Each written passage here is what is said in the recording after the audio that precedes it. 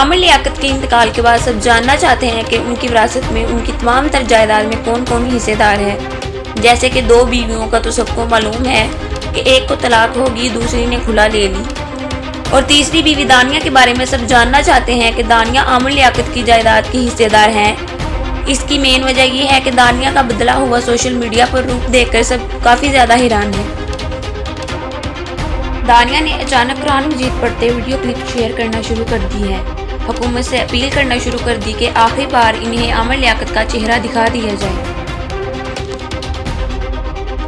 दानिया जो कि ये कहती थी कि उन्हें कुरान मजीद पढ़ना नहीं आता, इन्होंने आमिर लियाकत से इसलिए शादी की थी कि वो इन्हें दीनी तालीमात सिखाएंगे, इन्हें कुरान मजीद पढ़ना सिखाएंगे। आज दानिया कुरान मजीद सामने रख के तेजी तेजी से उंगलियां फेरी जा रही थी और अभी इनका शूट मुकम्मल नहीं हुआ था कि उनकी वालदा भी आके बैठ गई। अल्लाह माफ़ करे, इन सब का क्या मकसद था ये तो वही बेहतर जानती हैं, मगर इसे किसी ने भी पसंद ना किया। ये दानिया वही है जिसे लोगों ने फौरी से ये कहना शुरू कर दिया कि आज आपकी वजह से आमिर लियाकत कब्र में उतरा है। अगर आपने ये सब ना किया होता, इन्हें सुकून से जीने दिया होता, कम से कम अगर खुला लेनी ही थी तो खुला ले लेती, मगर उनके साथ इतना बुरा सलूक ना करती। अल्लाह माफ़ करे, कोई ये सोच भी नहीं सकता कि कोई बीवी इतना भी गिर सकती है। बाकी हर किसी के अमाल अपने साथ हैं, मगर अफसोस की बात यह है कि आज तमाम अदाकार ये बात कर रहे हैं कि सबको सड़कों पर निकलना चाहिए, दानिया को सजा दिलवानी चाहिए, दानिया को गिरफ्तार करना चाहिए, ताकि ये एक मिसाल बने, कोई भी बीवी ऐसा करने की सोचे भी ना। मगर अब ऐसी मिसाल बनाकर क्या करना? जिस इंसान को ये गवाही, ये साथ चाहिए था, जिसने अपने आप को बिल्कुल नज़रबंद कर दिया था, मोबाइल नंबर चेंज कर लिया था, लोगों से मिलना जुलना बंद कर दिया था, सिर्फ इसलिए कि वो ये बात बर्दाश्त नहीं कर पा रहे थे कि इनकी बढ़ना वीडियो सोशल मीडिया पर वायरल की गई। और इतना ही नहीं, इन्होंने FIA के साथ, तमाम लीगल टीम के साथ कांटेक्ट करने की भी कोशिश की कि कम से कम उसको गिरफ्तार ना करो, लेकिन ये वीडियोस तो रिमूव करवा दो। लेकिन अफसोस ऐसा ना हो सका। उनका तमाशा बनाया गया, उनको पूरे सोशल मीडिया पर वायरल किया गया। ना सिर्फ पाकिस्तान बल्कि दुनिया भर में आमिर लियाकत की इन वीडियोस को नशर किया गया। लोगों ने इसे एंजॉय किया और कमेंट्स भी किए, और यही बातें आमिर लियाकत को अंदर ही अंदर से खाती गई। इस वीडियो में बात करेंगे आमिर लियाकत की वसीयत के हवाले से कि आखिर इन्होंने अपनी जायदाद किसके नाम लिखी, क्योंकि आमिर लियाकत की तीनों बीवियों के बारे में तो सब जानते हैं। उनके वकील ने भी सारी हकीकत खोल के रख दी कि आमिर लियाकत अपने मरने के कुछ अरसा पहले ही ये वसीयत चीपा साहब को कर चुके थे कि वो इनको गुस्ल देंगे, इनको कफन पहनाएंगे, बल्कि इस तरह वो ये भी बता चुके थे कि उनकी जायदाद किसको जाएगी। आमिर लियाकत की जिंदगी का सबसे बड़ा गम था तूबा का इनको छोड़ के जाना, जो कि इनकी बहुत करीबी दोस्त हैं। इनका कहना ये था कि तूबा और आमिर लियाकत एक दूसरे का बहुत ख्याल रखते थे, इनकी जोड़ी बहुत अच्छी थी। इस ऑडियो में ये बात चल रही थी कि मैं दानिया को लेने आऊँगा, सबसे माफ़ी मांगूंगा। कोई इस औरत से ये सवाल करे कि वीडियो आपकी बेटी ने लीक की थी, क्या वो इस मौका पर माफ़ी मांगने की बात करेंगे?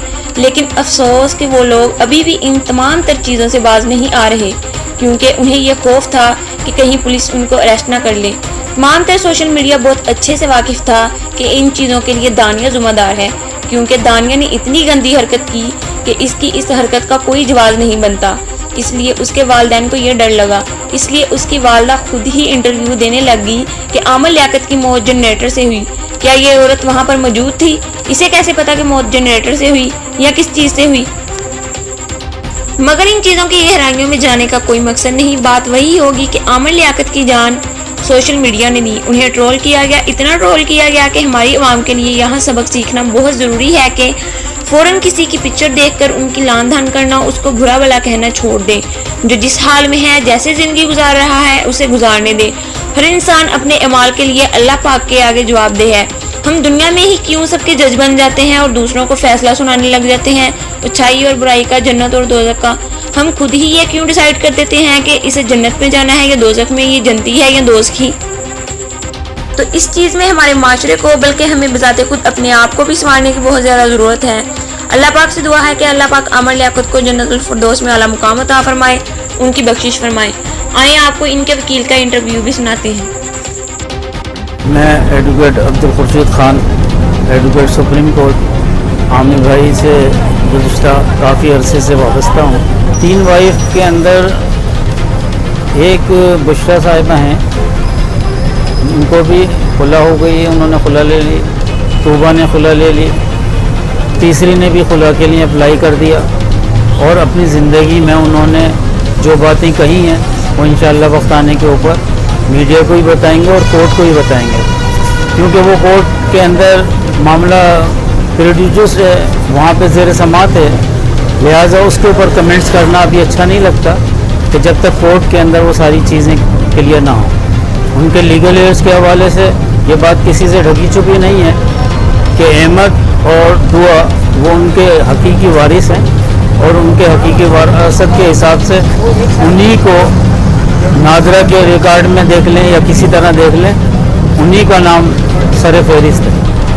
ان کی شخصیت کسی سے ڈھکی چھپی نہیں ہے، وہ ایک انٹرنیشنل اسکالر تھے، ان کی پہچان اسلامی حوالے سے، دینی حوالے سے، معاشرتی حوالے سے، محمودہ فاؤنڈیشن کے حوالے سے کسی سے ڈھکی چھپی نہیں ہے۔ جس طریقے سے کچھ لوگوں نے رومرز اڑائیں، یہ سب انشاءاللہ وقت آنے پہ ہم جواب بھی دیں گے اور ڈاکومنٹری جواب دیں گے۔ ان کی شخصیت بے داغ ہے، اس حوالے سے بھی بے داغ ہے کہ انہوں نے جو کام کیے وہ ایسی فلاح کے لیے کام کیے جو رہتی دنیا تک ان کے نام سے وابستہ رہیں گے اور جس کو لوگ بھلا نہیں سکتے۔ ہم ایسے قابل شخص سے محروم ہو گئے۔ جو چیزیں سوشل میڈیا میں یا ٹی وی میں یا یوٹیوب پہ چلی ہیں، ان لوگوں کو، جن لوگوں نے یہ چیزیں چلائی ہیں، کم از کم ان کو کسی کی ذاتیات کو اس طریقے سے ہرٹ نہیں کرنا چاہیے تھا جس سے آدمی ڈپریشن کا شکار ہو جائے، اور ڈپریشن کا شکار ہونے کے بعد وہ اپنے ملک کو چھوڑنے کی باتیں کرے، اور ملک کو چھوڑنے کی بات کرنے کے ساتھ ساتھ وہ اتنا دل برداشتہ ہو جائے کہ وہ گوشہ نشینی اختیار کر لے۔ لیکن اتنی تمام چیزیں ہونے کے باوجود وہ ایک بہادر آدمی تھے، ایک نڈر آدمی تھے۔ ان کی مخلصی اور ان کی نڈری اور ثابت قدمی یہ بات تھی کہ وہ آج بھی لوگوں کے دلوں میں زندہ ہے۔